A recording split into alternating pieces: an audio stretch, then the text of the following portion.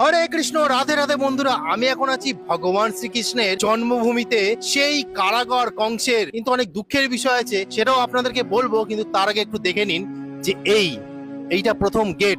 আমি ভাবতেই পারছিলাম না যে ভগবান শ্রীকৃষ্ণ যেখানে জন্ম নিয়েছিলেন, আবির্ভাব হয়েছিলেন, সেই স্থানে, সেই মাটিতে আমি দাঁড়িয়ে আছি।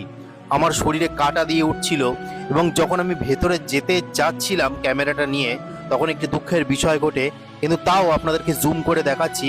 এবং আমি সেই কারাগারের ভেতরের ভিডিও এবং শর্ট ফটো তুলেছি।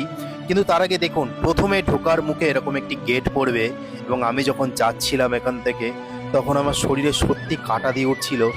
এই সেই জায়গা, এই সেই স্থান, যে স্থানে ভগবান শ্রীকৃষ্ণ এই ধরাধামে আবির্ভাব হয়েছিলেন। এবং সামনে প্রচণ্ড কড়া ব্যবস্থা, পুলিশের কড়া একদম নাগা চেকিং চলছিল।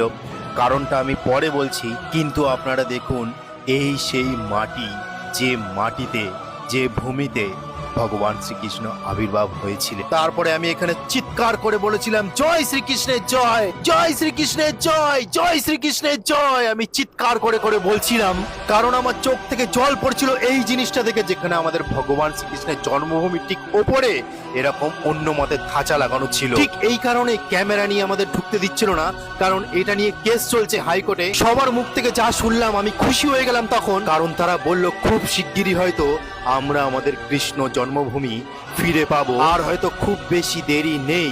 কিন্তু তাও ভেতরের ভিডিওটা এবার দেখুন, যে কংসের কারাগারে ভগবান শ্রীকৃষ্ণ আবির্ভাব হয়েছিলেন, সেটা একবার দেখুন কতটা সুন্দর। আপনি যখন ভেতরে যাবেন, তখন আপনার মনে হবে 5000 বছর আগে আপনি চলে গেছেন।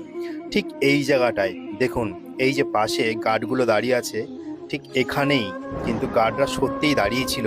এবং আমি যে স্থানে দাঁড়িয়ে আছি, এই সেই পবিত্র দিব্য ভূমি, এই সেই পবিত্র দিব্য ভূমি, যেখানে ভগবান শ্রীকৃষ্ণ আবির্ভাব হয়েছিলেন। এবং আস্তে আস্তে আমি ঘোরাচ্ছি, এবং কোথায় তিনি আবির্ভাব হয়েছিলেন সেটা একবার দেখুন। এই যে ঠিক সামনেটা একবার দেখুন, এই সেই পবিত্র স্থান, যে স্থানে ভগবান শ্রীকৃষ্ণ এই ধরাধামে ঠিক এইখানটায় আবির্ভাব হয়েছিলেন।